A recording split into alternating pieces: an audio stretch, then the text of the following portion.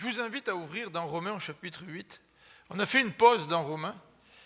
Ça fait du bien de faire des pauses parfois. Et on ne va pas tout finir l'épître aux Romains, mais on va faire le chapitre 8 pendant les 3 prochaines semaines. Et le chapitre 8 est extrêmement important parce qu'il parle de l'œuvre du Saint-Esprit dans le croyant. Donc, chapitre 8 de Romains, on va y consacrer les 3 prochains dimanches, et ça va nous amener à l'action de grâce. David, c'est bientôt l'action de grâce.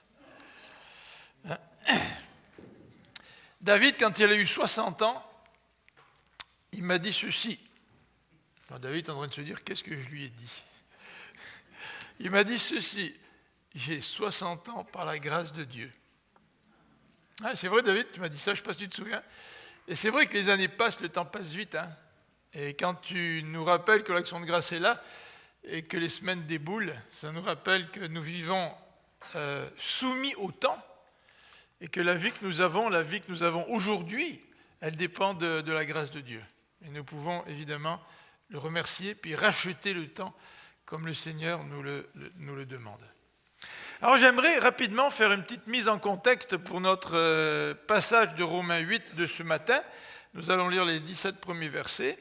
Et la mise en contexte, c'est celle-ci, c'est que dans Romains 6, on a parlé un petit peu de la victoire sur le péché.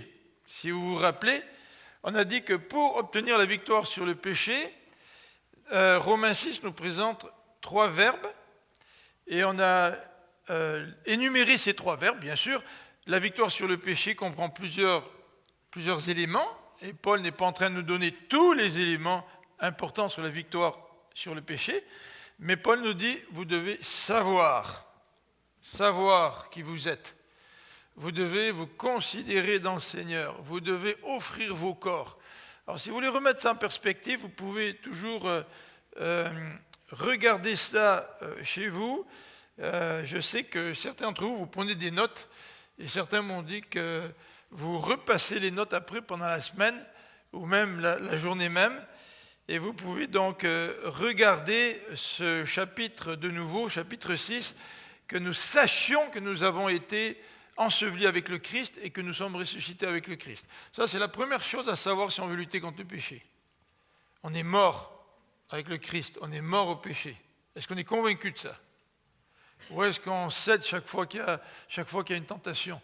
Mais est-ce qu'on se rappelle, non, écoute, là je suis tenté Seigneur, mais je me rappelle que je suis mort au péché et que je suis ressuscité avec le Christ, je veux me le rappeler. Et le verset 11 nous dit aussi, dans Romains chapitre 6, considérez-vous mort au péché. Non, il ne faut pas simplement le savoir. Je sais que là je suis mort avec Christ, je sais que je suis ressuscité avec lui, mais est-ce que tu te considères vraiment comme mort au péché? Ça c'est intéressant. Surtout quand on a des péchés qui reviennent régulièrement. Là. Comment obtenir la victoire sur ces péchés-là? Est-ce que vraiment, quand vous êtes tenté, vous vous considérez comme mort au péché? Tu sais? Et là, quand la tentation arrive et que vous avez cette pensée, oui, c'est vrai, je le sais, mais je veux vraiment me considérer comme mort au péché. Ça nous aide à lutter contre le péché. Et le dernier élément que mentionne Paul, c'est de nous offrir nos corps à Dieu, à Christ. Et quand j'offre mon corps à Dieu, à Christ, eh bien, plus j'offre mon corps à Christ, plus j'offre mon être à Christ, moins j'ai d'énergie pour succomber aux tentations. Je ne sais pas si vous avez remarqué ça. C'est sûr que la tentation est quand même là, mais parfois, comme dit le proverbe, l'oisiveté est la mère de tous les vices. Et quand on ne sert pas vraiment le Seigneur et qu'on se laisse aller, vous savez, un petit peu comme David, qui au lieu de partir à la guerre avec ses soldats, était resté dans son palais, et puis un soir, il ne savait pas trop quoi faire. Il se roulait les pouces, comme on dit, puis il s'est promené sur sa terrasse, et puis qui l'a vu? Bathsheba. Peut-être que s'il était à la guerre, il n'aurait pas vu Bathsheba. Peut-être que s'il avait été en train de servir le Seigneur, ou de servir son pays, peut-être qu'il aurait été moins tenté. Donc voilà un petit peu les conseils de Paul. Et Paul, dans ce chapitre 6, non seulement nous parle de la victoire du péché, mais il nous dit, vous êtes des esclaves libres. Il nous dit qu'il y a 2 sortes d'esclavage dans le monde. Il n'y en a pas 3, il n'y en a pas 4, il y en a 2. Soit tu es esclave du péché, soit tu es esclave de Dieu. Mais si tu es esclave de Dieu, tu connais la vraie liberté. Et ça, c'est le paradoxe de Paul. Il nous faut être esclave de Dieu pour être libre. Pourquoi? Parce que notre maître nous libère de tout ce qui nous fait mal, de l'emprise du péché. Et nous avons un maître. Et Paul nous rappelle d'obéir à ce maître. Et c'est dans l'obéissance à ce maître qui nous a créés, qui nous aime, que nous pouvons accéder à la vraie liberté. Donc il y a un paradoxe. Nous sommes libres dans le Seigneur, mais esclaves de Dieu. Troisième élément, nous dit l'apôtre Paul au chapitre 7 de l'Épître aux Romains. L'apôtre Paul va nous parler notamment de la loi et aussi du combat chrétien. Et nous avions dit, lorsque nous avons regardé chapitre 7, que c'est un passage très difficile, il y a plusieurs interprétations à ce sujet, mais le chapitre 7, pour bien des commentateurs, est en train de décrire le combat du chrétien qui lutte par ses propres forces. Et quand vous luttez par vos propres forces, et non pas par l'Esprit de Dieu, ben vous expérimentez ce que Paul expérimente. Je ne fais pas ce que je veux, et je fais ce que je ne veux pas. Donc nous sentons cette lutte à l'intérieur de nous, et cette incapacité à accomplir la loi. Si, évidemment, nous voulons le faire par nos propres forces. Et Paul termine ce chapitre 7 au verset 25 en disant ceci. « Dieu soit loué, c'est par Jésus-Christ notre Seigneur. En résumé, moi-même, je suis par la raison au service de la loi de Dieu, mais je suis dans ce que je vis concrètement esclave de la loi du péché. » Alors là, il est pogné en bon québécois, l'apôtre Paul. Et au verset précédent, il dit « Malheureux qui je suis, qui me délivrera de ce corps voué à la mort ?» Est-ce que vous avez déjà expérimenté ça? Essayez de marcher pour Dieu, mais par vos propres forces. Et puis constatez que c'est un échec. Constatez que vous n'arrivez pas à accomplir la loi. Constatez que vous péchez alors que vous ne voulez pas pécher. Puis que vous ne pouvez pas faire le bien que vous voulez. Et l'apôtre Paul termine ce chapitre par un cri. Malheureux que je suis, qui me délivrera? Mais le chapitre 8 commence par quelque chose d'extraordinaire. Parce qu'il nous dit au chapitre 8, verset 1, je vous invite à tourner avec moi maintenant, il nous dit « Maintenant donc, il n'y a plus de condamnation. » Il n'y a plus de condamnation. Tu as peut-être commencé ta vie chrétienne par la grâce, et puis tu continues en vivant ta vie chrétienne par les œuvres.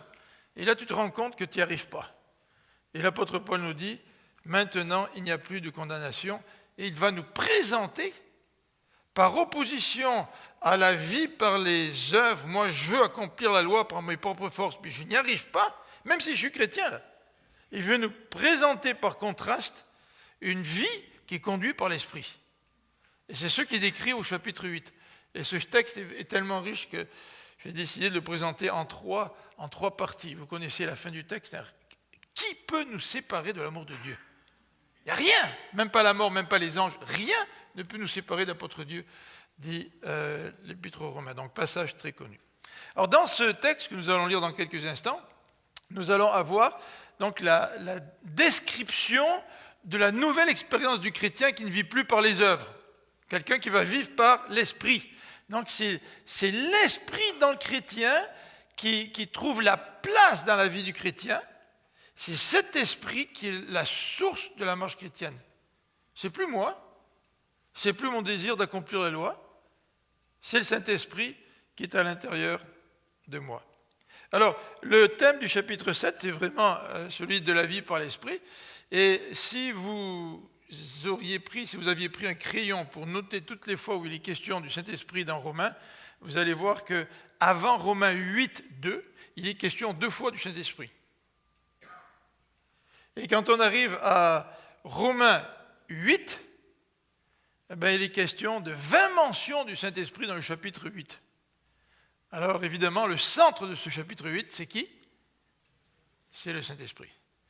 Et le Saint-Esprit veut aussi être au centre de notre vie. Alors, ce que je voudrais voir ce matin, c'est cette vie par l'Esprit.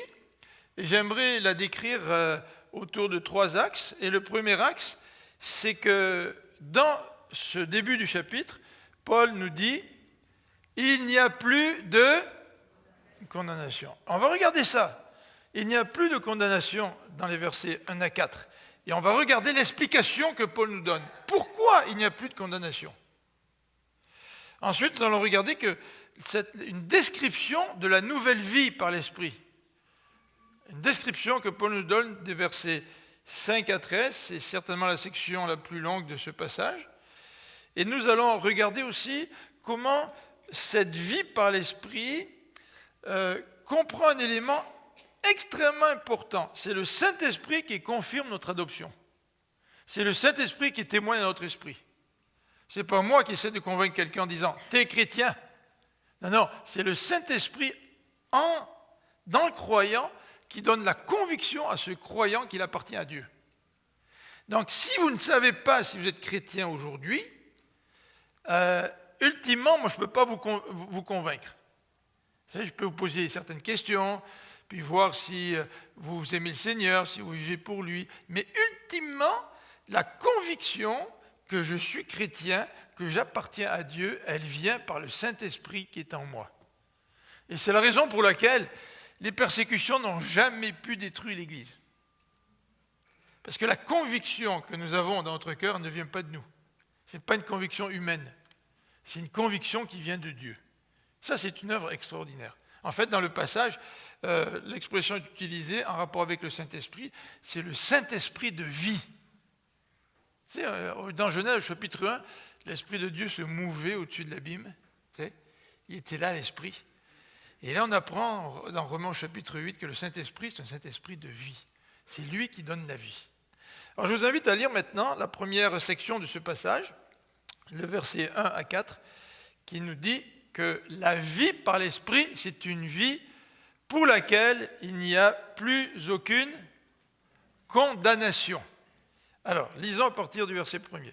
Maintenant donc, il n'y a plus de condamnation pour ceux qui sont unis à Jésus-Christ. Car la loi de l'Esprit qui nous donne la vie dans l'union avec Jésus-Christ t'a libéré de la loi du péché et de la mort.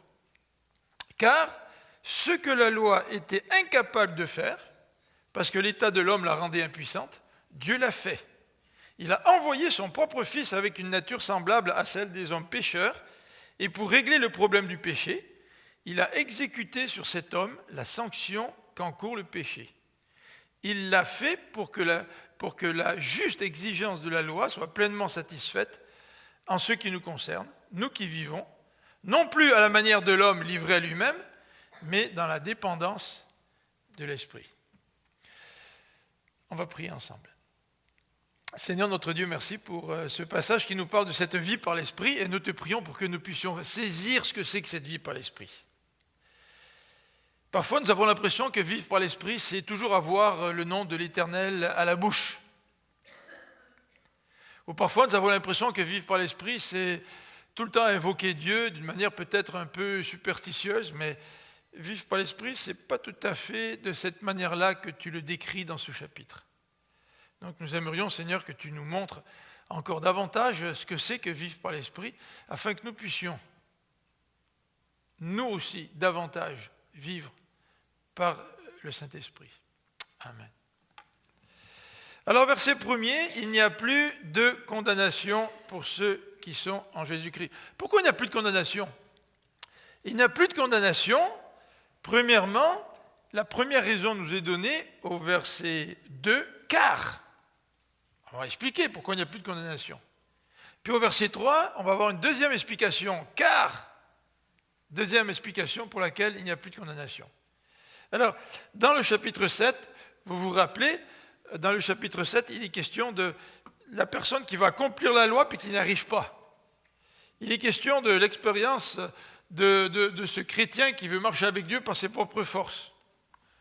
Et évidemment, il ne peut que constater l'échec de sa démarche. Mais ici, au chapitre 1er, il est question de l'absence de condamnation. Il n'y a plus de condamnation pour qui? Pour ceux qui sont unis en Jésus. C'est intéressant parce que je ne peux pas vivre ma vie chrétienne par mes propres forces si je ne suis pas uni à Jésus. Donc l'important pour le chrétien, c'est de regarder la relation qu'il a avec le Christ. Est-ce que je suis véritablement uni avec le Christ? Alors peut-être que vous pensez qu'être uni, c'est aller à l'église, prier un petit peu et lire un petit peu la Bible. C'est sûr que ça fait partie de l'union avec Christ. Mais c'est peut-être beaucoup plus que ça, l'union avec Christ. Alors l'apôtre Paul nous rappelle que c'est important d'être unis avec le Christ. Et il le répète d'ailleurs au verset 12, la loi de l'Esprit qui nous donne la vie, ou la loi de l'Esprit de vie, comme vous avez dans d'autres Bibles, la loi de l'Esprit de vie dans l'union avec Jésus-Christ. Ce Saint-Esprit, il donne la vie parce qu'on est unis en Jésus-Christ. Et il y a une union initiale quand on reçoit le Seigneur dans notre vie, quand on est justifié par la foi, mais cette union avec le Christ, il faut que ça soit aussi une réalité dans notre quotidien. Il faut que cette union avec le Christ, il faut qu'on puisse grandir dans cette union avec le Christ quotidiennement. Si je suis chrétien et puis que j'essaie d'accomplir la loi par mes propres forces, cela veut dire que j'ai une union avec le Christ parce qu'il m'a sauvé, parce qu'il m'a justifié, mais en termes de marche au quotidien, je ne suis pas vraiment uni avec le Christ. J'essaie de marcher pour Dieu par mes propres forces. Donc Paul nous dit, il n'y a plus de condamnation si cette union avec le Christ, elle n'est pas seulement une union initiale, mais que c'est une union quotidienne que nous vivons avec le Christ. Et le verset 2 souligne la loi de l'esprit de vie, ou la loi qui nous donne la vie, dans l'union avec Jésus-Christ, t'a libéré de la loi du péché et de la mort. Alors il n'y a plus de condamnation parce que nous sommes libérés de la loi et de la mort. Pas juste à notre conversion, mais je suis libéré de la loi et de la mort dans ma marche avec le Seigneur, dans la mesure où je marche en unité avec le Christ et non pas par mes propres forces. Si je marche par mes propres forces, ben je constate l'échec dans ma vie, puis je suis encore pogné par la loi. Je suis encore pris par la loi. La loi me tient parce que je continue à pécher et je n'ai pas la force de l'accomplir. Et je vis en quelque sorte une relation de mort encore, même si mon expérience initiale, c'est le salut en Jésus-Christ. Donc vous comprenez la nuance là entre être uni avec Christ parce qu'il vient de me sauver, puis vivre cette unité à tous les jours. C'est important de chercher cette unité à tous les jours. Alors, deuxième raison pour laquelle il n'y a plus de condamnation, nous dit l'apôtre Paul, ça se retrouve au verset 3. Il nous dit « car », il n'y a plus de condamnation, « car » au verset 3. Et là, il explique. Ce que la loi était incapable de faire. Là, Paul est en train de parler de l'incapacité de la loi. Tiens, j'ai fait une faute dans mon titre, là. J'ai marqué du jus. Je ne sais pas si j'avais soif quand j'ai écrit ça. Mais il n'y a pas le jus de condamnation.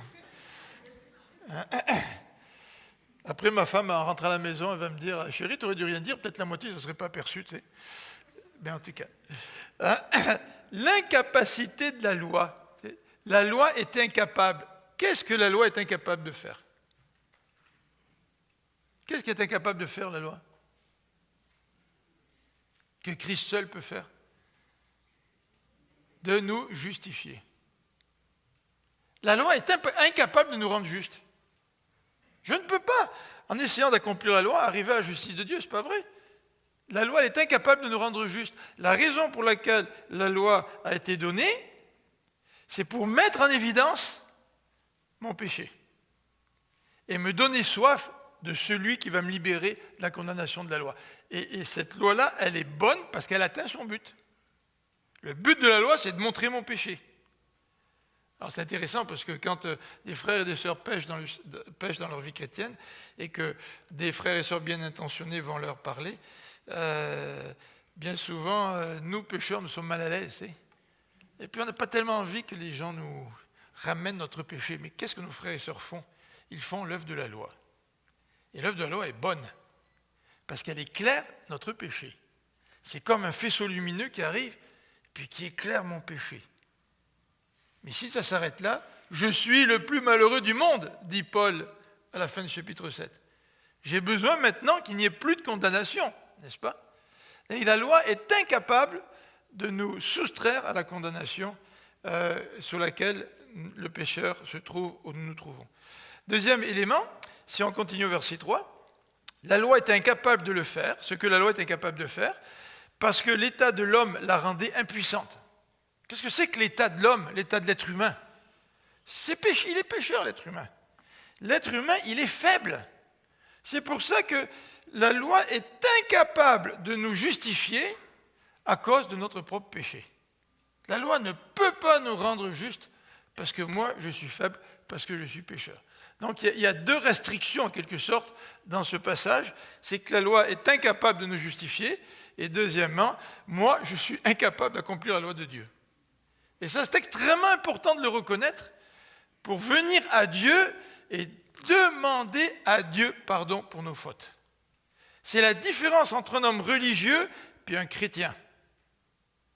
Et il y a beaucoup de chrétiens religieux qui ne sont pas chrétiens, mais qui portent le nom de chrétien.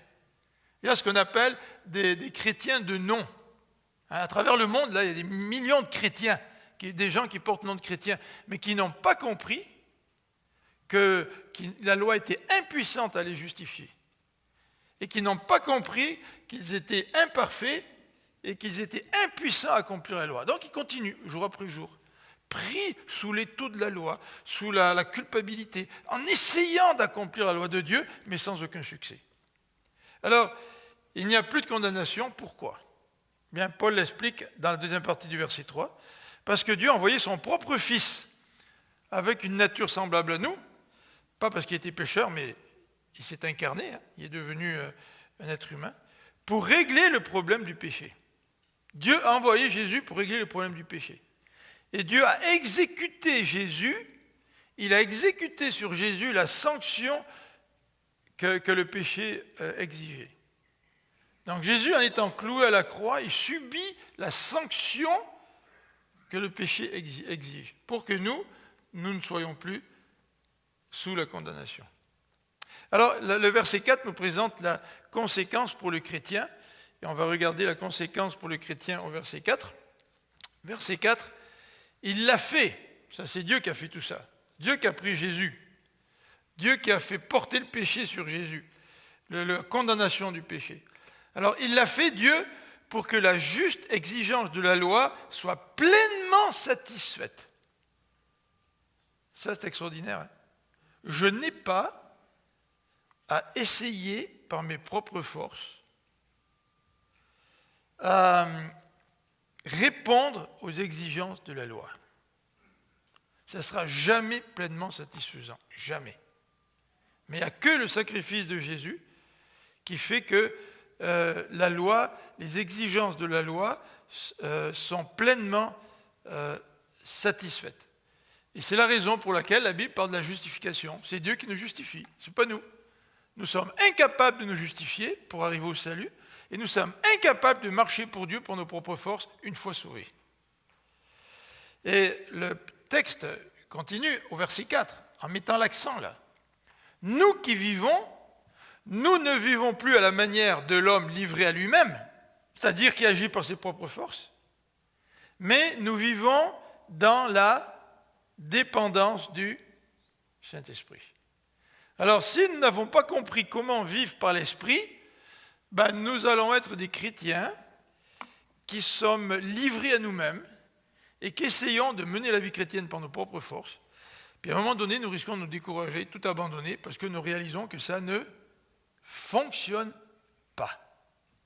Et au lieu de venir à Dieu, puis dire à Dieu, écoute Seigneur, je constate que vivre la vie chrétienne par mes forces, ça ne fonctionne pas, j'ai besoin de toi. J'ai besoin que tu m'apprennes à vivre par l'Esprit, dans la dépendance de l'Esprit. Enseigne-moi à vivre dans la dépendance de l'Esprit. Alors c'est très intéressant parce que Paul, dans Romains chapitre 8, ne nous donne pas une recette toute magique comment vivre par l'Esprit. Tu sais. En fait, s'il y avait une recette toute magique, on n'aurait qu'à prendre la recette et à l'appliquer. Puis on n'aurait pas vraiment besoin de demander à Dieu de nous l'apprendre. Mais en fait, nous avons chacun d'entre nous besoin de demander à Dieu, quelle que soit notre connaissance, qu'il nous apprenne à vivre par l'Esprit. Je ne peux pas apprendre à vivre par l'Esprit pour quelqu'un d'autre. Chacun a besoin de se situer devant Dieu, puis de demander à Dieu, de prier Dieu en lui disant « Seigneur, apprends-moi à vivre par l'Esprit ». Ça serait facile s'il y avait une recette. Je n'aurais même pas besoin de faire la prière à Dieu. Puis j'aurais juste à prendre des ingrédients et expliquer la recette. Mais là, je retomberais dans le salut par les œuvres. Tu sais. Mais Dieu ne donne pas des recettes dans la vie chrétienne. Dieu nous donne une relation. Et il nous dit, c'est à travers la relation que tu as avec moi que tu vas apprendre à marcher par l'Esprit. Donc, par conséquent, le Seigneur nous invite à entrer dans une relation avec lui pour pouvoir apprendre comment marcher par l'esprit. Alors, il n'y a plus de condamnation. Le deuxième élément qui caractérise la vie d'esprit, c'est donc une description que Paul fait à partir du verset 5 à 13 sur cette nouvelle vie par l'esprit. Et on va regarder rapidement les caractéristiques de cette nouvelle vie. Tout d'abord, cette nouvelle vie, elle s'oppose à un autre genre de vie. En fait, Paul nous parle de deux types de personnes à partir du verset 5. On va lire ça, verset 5. En effet, les hommes ou les personnes livrées à eux-mêmes tendent vers ce qui est conforme à l'homme livré à lui-même. Mais ceux qui ont l'esprit tendent vers ce qui est conforme à l'esprit. Vous voyez, il y a deux personnes là. Car ce à quoi tend l'homme livré à lui-même mène à la mort, tandis que ce à quoi tend l'esprit conduit à la vie et à la paix. On a déjà des ingrédients, ou plutôt une manière d'évaluer si je marche par l'esprit. Là, quand je marche par l'esprit dans ma vie chrétienne aujourd'hui, est-ce que l'esprit me conduit à la vie et à la paix? Est-ce que je suis en paix? Ou est-ce que ma vie, même en tant que chrétien, elle me conduit à des problèmes, des difficultés, à la mort? Donc nous pouvons poser un diagnostic sur notre propre vie en lisant ces passages. En effet, l'homme ou la personne livrée à elle-même dans toutes ses tendances n'est que haine de Dieu. Elle ne se soumet pas à la loi de Dieu, car elle ne le peut même pas. Les personnes livrées à eux-mêmes sont incapables de plaire à Dieu. Vous, au contraire, vous n'êtes pas livrés à vous-même, mais vous dépendez de l'Esprit, puisque l'Esprit de Dieu habite en vous. Si quelqu'un n'a pas l'Esprit de Christ, il ne lui appartient pas. Alors, c'est des paroles qui sont extrêmement dures dans un sens. Or, si Christ est en vous, votre corps reste mortel à cause du péché, mais l'Esprit est source de vie, parce que vous avez été déclaré juste. Et si l'Esprit de celui qui a ressuscité Jésus habite en vous, celui qui a ressuscité Christ rendra aussi la vie à votre corps mortel par son Esprit qui habite en vous. Ainsi, frères et sœurs, si nous avons une obligation, ce n'est pas celle de vivre à la manière de l'homme livré à lui-même. Car si vous vivez à la manière de l'homme livré à lui-même, vous mourrez. Mais si par l'Esprit vous faites mourir les actes mauvais que vous accomplissez dans votre corps, vous vivrez. Intéressant, hein? Là, il parle des frères et sœurs. Si vous, frères et sœurs, vous vivez à la manière d'une personne livrée à elle-même. Ça se peut que des chrétiens vivent en essayant d'accomplir eux-mêmes les œuvres de la loi. Mais ils n'arriveront pas. Ils n'arriveront pas. C'est impossible, nous dit l'apôtre Paul. Alors regardons à partir du verset 5. Le verset 5 nous décrit donc deux types de personnes. Les personnes livrées à elles-mêmes et celles qui ont l'esprit. Donc deux groupes de personnes. C'est facile de dire, moi je suis chrétien, donc j'ai le Saint-Esprit. Mais est-ce que vraiment tu vis comme avant ta conversion? C'est-à-dire selon tes propres efforts? Ou est-ce que tu vis vraiment comme étant livré, soumis, dirigé par le Saint-Esprit? Alors, le passage décrit au verset 6 à 8 les personnes livrées à elles-mêmes. Regardez ce que Paul nous dit au sujet des personnes livrées à elles-mêmes, au verset 6. Car ce à quoi tend la personne livrée à elle-même mène à la mort. C'est étrange, hein, comment parfois on peut être converti depuis des années. Et puis on vit vraiment comme des gens qui ne sont pas convertis. Puis ça fait des années qu'en quelque sorte, on est mort en quelque part là. On est enfoui dans le même péché, le même problème, les mêmes défauts. On dirait qu'on ne les voit même pas. Ou si on les voit, on essaie de lutter plus ou moins, puis des fois on minimise nos défauts, on dit oh, c'est pas si important que ça. Ou qu'est-ce qu'on fait? On en rend les autres responsables. Mais finalement, on ne change pas. Il n'y a rien qui change notre vie. Et l'apôtre Paul nous dit ici, celui qui livre à lui-même, son chemin le conduit à la mort. Et il précise aussi au verset 7, celui qui livre à lui-même, il n'est que haine de Dieu. Vous savez qu'il y a bien des chrétiens qui haïssent Dieu, mais ils ne veulent pas peut-être se l'avouer, mais ils peuvent haïr Dieu de différentes façons. Là. Je peux haïr Dieu parce que Dieu n'agit pas comme je voudrais dans ma vie. Je peux haïr Dieu puis le rendre responsable de bien de mes problèmes aussi, en refusant d'accepter ma propre responsabilité. Je peux en vouloir à Dieu aussi. Et le texte continue, il nous décrit ces personnes-là, toujours au verset 7, en disant, cette personne qui vit par ses propres forces, qui est livrée lui-même, il ne se soumet pas à la loi de Dieu. Et le texte nous dit, il ne le peut pas. Est-ce que ça nous décrit ça, quelque part? Est-ce que ça vous décrit? Est-ce que ça me décrit, en quelque part? Est-ce que j'ai la difficulté à être soumis à la loi de Dieu dans certains domaines de ma vie? Est-ce que je n'ai pas besoin de l'action du Saint-Esprit pour que ces problèmes que je tire après moi depuis des années, que le Seigneur puisse vraiment m'en donner la victoire, la libération. Tu sais. C'est effarant de voir les statistiques parmi les chrétiens. Si on commence à énumérer certains péchés en particulier, là, que ce soit des péchés d'ordre sexuel, que ce soit des péchés concernant le matérialisme, que ce soit des péchés d'ordre relationnel. Puis on traîne ça depuis des années, tu sais. Et puis on est incapable d'obéir à Dieu. Puis tout le monde autour de nous se rend compte de nos problèmes, mais comme les frères et sœurs sont assez gentils, ben ils nous supportent et puis ils disent rien, tu sais. Mais on n'est pas libéré. On est incapable de se soumettre à Dieu lui-même. Et le texte continue au verset 8, il nous dit, les hommes livrés à eux-mêmes ou les personnes livrées à elles-mêmes sont incapables de plaire à Dieu. Alors, j'ai un problème dans ma vie qui dure depuis 5 ans, 10 ans, j'arrive pas à le régler. D'accord? J'arrive pas à le régler. Puis j'essaie de minimiser ça. Bon, j'essaie de faire en sorte que je rejette la faute sur les autres. Puis je continue à vivre ce problème-là, puis je sais que j'ai un problème, puis j'essaie de compenser. Puis je me dis, peut-être que si je sers un petit peu plus à l'église, ça va compenser aux yeux de Dieu. Tu sais. Ça ne marche pas cette affaire-là avec Dieu.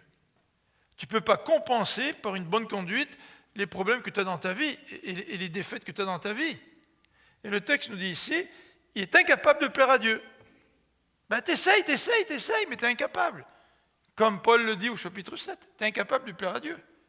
Il faut que tu apprennes à vivre selon l'Esprit pour pouvoir plaire à Dieu. Et dans ce passage, il va nous décrire les actions des personnes qui vivent par l'Esprit. Et le verset 6 nous dit, celui qui vit par l'Esprit, ben l'Esprit le conduit à la vie et à la paix.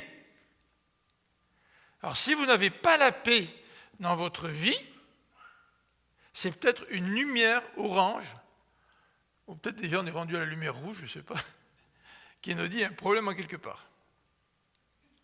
Mais si dans ta vie, si dans ton expérience chrétienne, tu vis la vie de l'esprit, et en même temps tu marches dans la paix, mais pas une paix superficielle, parce que des fois on est assez bon pour essayer de soulever le tapis, puis mettre nos problèmes en dessous, puis on croit qu'on est en paix parce qu'on a notre travail, on est en santé, puis finalement c'est pas si pire que ça, tu sais. Mais en fin de compte, ça ne va pas dans notre vie spirituelle avec Dieu. Alors ceux qui marchent par l'esprit, sont des gens qui marchent dans la vie, et ce sont des gens qui sont en paix. Et le texte nous dit aussi, à partir du verset, est-ce que c'est le verset 9 ? Oui, il nous dit qu'on dépend de l'Esprit. Alors, on va regarder de manière plus particulière les versets 10 à 11, qui nous parlent de ce Christ qui est en nous et de l'Esprit qui est aussi en nous.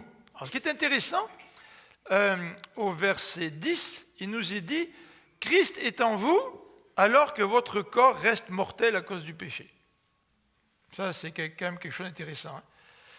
Hein. Si vous vieillissez, là, vous vous rendez compte que vous êtes mortel. Là, tu sais. Enfin, c'est pas comme ça que je devrais le dire, parce qu'on vieillit tous, même si on a 15 ans ou 20 ans, là, on vieillit tous. Mais disons qu'à 15 ans ou 20 ans, on ne s'aperçoit pas. Tu sais. On a la vie devant nous, là. Et comme disait David, hein, quand tu as eu 60 ans, « Ah, j'ai eu 60 ans, mais c'est par la grâce de Dieu. » Et certainement, David, quand tu as eu 60 ans, ça t'a rappelé que ton corps, il vieillit. Hein? La mort est en nous. Il va falloir que j'aille prendre un petit café, un petit déjeuner avec David. Mais notre corps reste mortel, hein, c'est à cause du péché, ça. La mort, c'est à cause du péché. Et pourtant, Paul nous dit, Christ est en nous et nous avons la vie de l'esprit en nous. Et Paul, dans un autre passage, nous dit que notre corps, notre tente extérieure se détériore de jour en jour, mais notre vie spirituelle, elle grandit de jour en jour. Alors moi, je regarde des gens qui sont chrétiens depuis des années, puis qui ont peut-être 70 ans, 75 ans, 80 ans. Et puis, j'aime ça quand je vois Christ en eux. Je me rappelle l'épouse de M. Boyal, le pasteur avec qui j'avais travaillé comme assistant pasteur. Donc lui, il est décédé du cancer, il avait dans la soixantaine, et sa femme, elle est décédée il y a peut-être 2-3 ans, je ne me souviens plus. Donc elle s'est rendue jusqu'à 80 ans et plus, et elle vivait dans une résidence, et le témoignage des gens autour d'elle, c'était extraordinaire. De voir Christ dans cette personne, alors que son corps était en train de se détruire. Et bien souvent, quand nous ne marchons pas par l'esprit, ce n'est pas Christ qu'on voit. On voit un homme ou une femme qui appartient à Dieu et qui se désole parce que sa tente extérieure est en train de se détruire. Et qui face à la mort, face à la maladie, face aux problèmes, aux difficultés, face au deuil que l'on doit faire année après année, eh bien, cette personne développe de l'amertume, développe du ressentiment, et en quelque sorte, on ne voit pas cette vie de l'esprit à travers la personne. En fait, c'est l'inverse qui devrait se passer. Plus notre corps vieillit, plus notre corps se détruit, plus la vie de l'esprit grandit à travers celui qui est prêt ou celle qui est prêt à rencontrer le Seigneur dans pas grand temps. En tous les cas, ça c'est une marque de la vie de l'esprit qui grandit en nous. Puis, vous savez, face aux difficultés, face aux problèmes, c'est tellement facile de se plaindre. Tellement facile.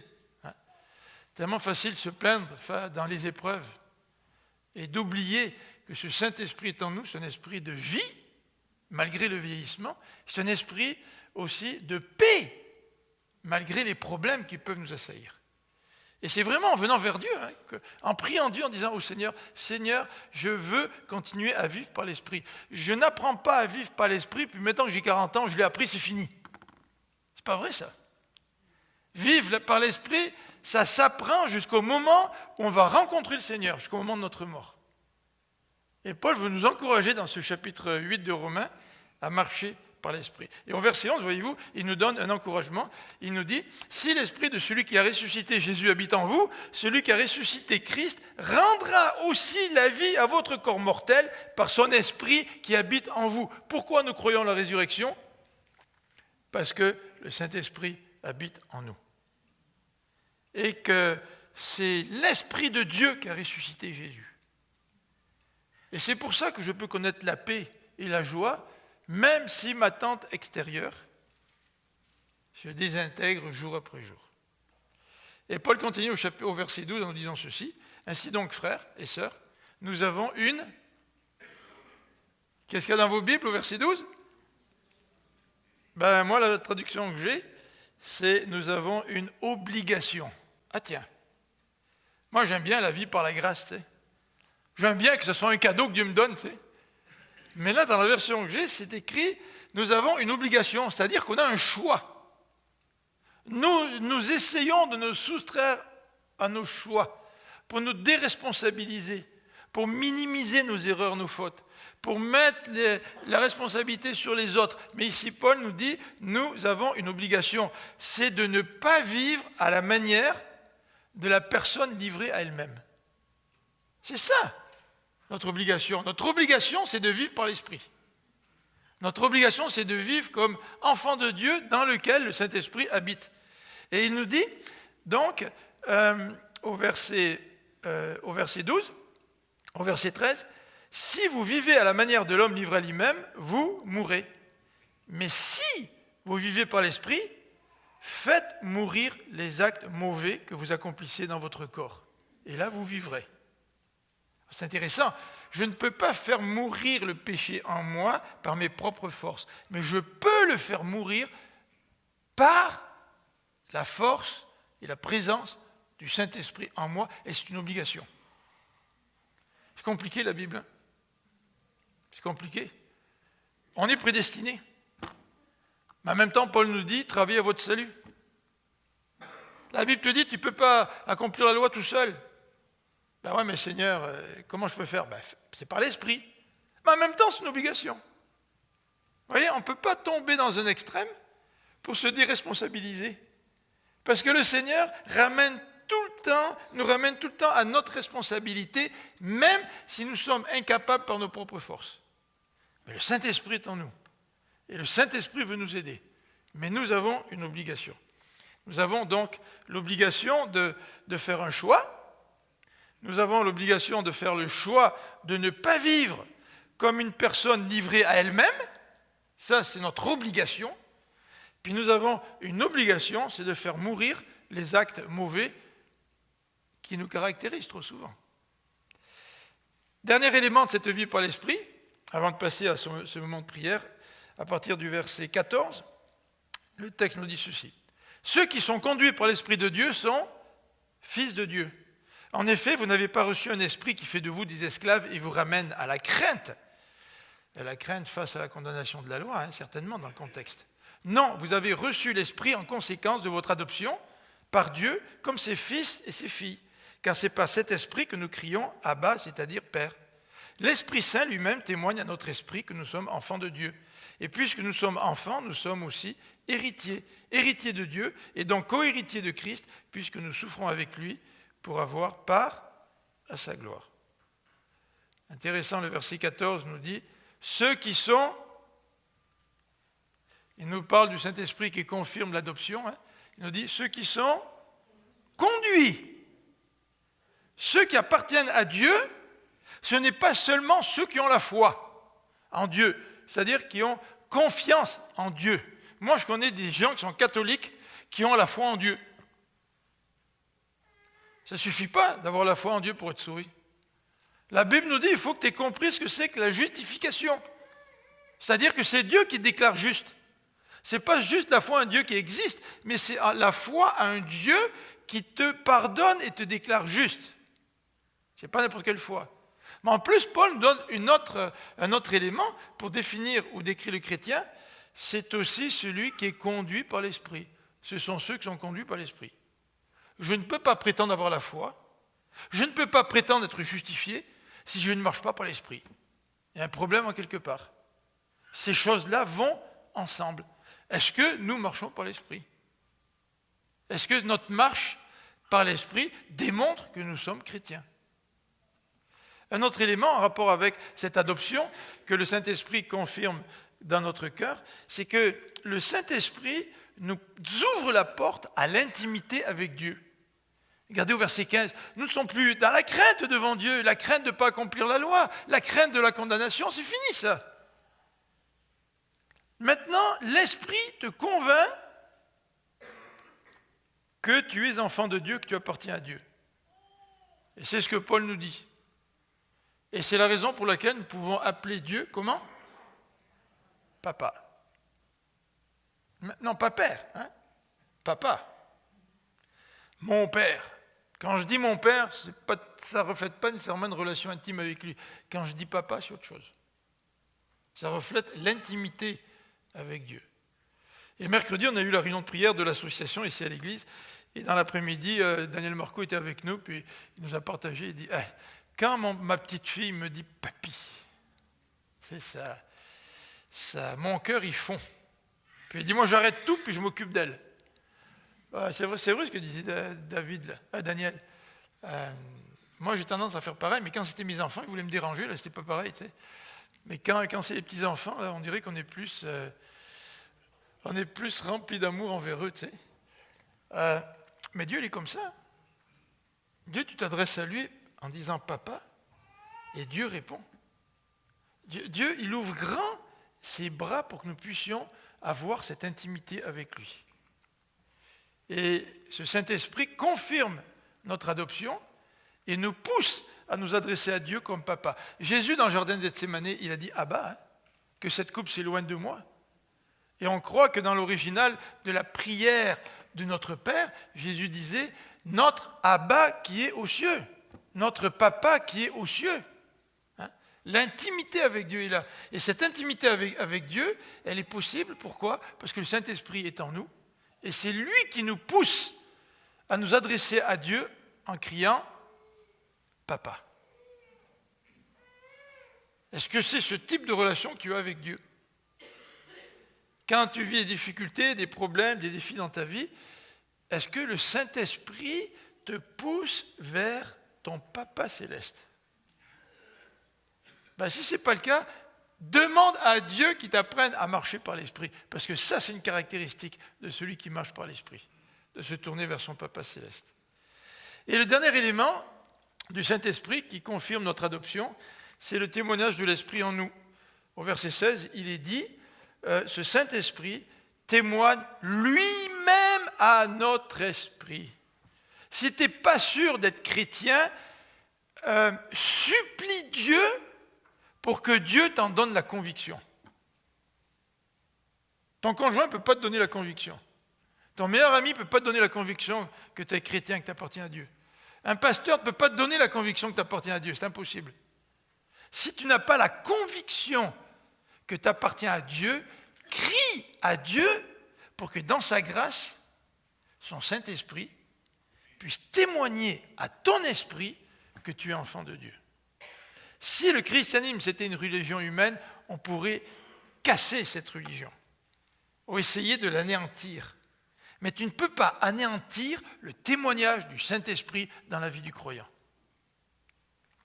Le verset 17 nous dit, puisque nous sommes héritiers et que nous avons ce témoignage dans notre vie, nous savons que nous sommes, puisque nous sommes enfants de Dieu, nous savons que nous sommes héritiers. Vous savez qu'on a un héritage fantastique, un héritage qui ne se périt pas, qui ne va pas disparaître à travers une crise monétaire ou à travers une inondation quelconque, à travers un ouragan ou un tremblement de terre. C'est un héritage qui est éternel et qui ne périt pas. Et c'est ce Saint-Esprit qui met cette conviction dans ton cœur. Est-ce que tu marches par l'Esprit? Est-ce que tu as cette conviction que tu es héritier de Dieu? Et pas simplement héritier, nous dit la Bible, mais la Bible nous dit que nous sommes aussi co-héritiers de Christ. Ça, c'est génial, parce que le Seigneur, il ne fait pas juste nous sauver, pour nous faire une petite place en haut dans l'aréna du ciel, là, mais je suis dans les sièges complètement en haut, là, tu sais, puis bon, c'est quand même pas trop mal. C'est plus que ça. Le Seigneur nous dit que nous sommes héritiers de Dieu, puis co-héritiers avec le Christ. Est-ce que ces convictions-là, vous les avez? Ça, c'est l'œuvre du Saint-Esprit en vous. Ça, c'est l'œuvre d'une vie qui est marquée par l'influence du Saint-Esprit. Alors, 3 éléments ce matin. Tu veux vivre par l'Esprit? Je veux vivre par l'Esprit. Est-ce que vraiment je suis convaincu qu'il n'y a plus de condamnation dans le Seigneur? Est-ce que je suis convaincu de ça? Deuxième élément, si je veux vivre par l'Esprit, est-ce que je suis convaincu que je ne dois plus vivre une vie livrée à moi-même, mais plutôt une vie qui est caractérisée par le Saint-Esprit, la présence de Christ en moi, la présence de l'Esprit de Dieu en moi, qui me donne une obligation. Une obligation de faire mourir le péché dans ma vie. Et troisième élément, le Saint-Esprit confirme notre adoption. Est-ce que vous êtes convaincu que vous êtes adopté? Est-ce que vous êtes réellement convaincu de cela? Ça, c'est un super privilège. Je ne sais pas si vous avez tous eu des pères, mais si vous n'avez pas eu de père, vous savez ce que c'est que ce besoin d'avoir un père. Et quand tu as besoin d'un père et que tu es adopté, tu sais la différence. On va prier ensemble.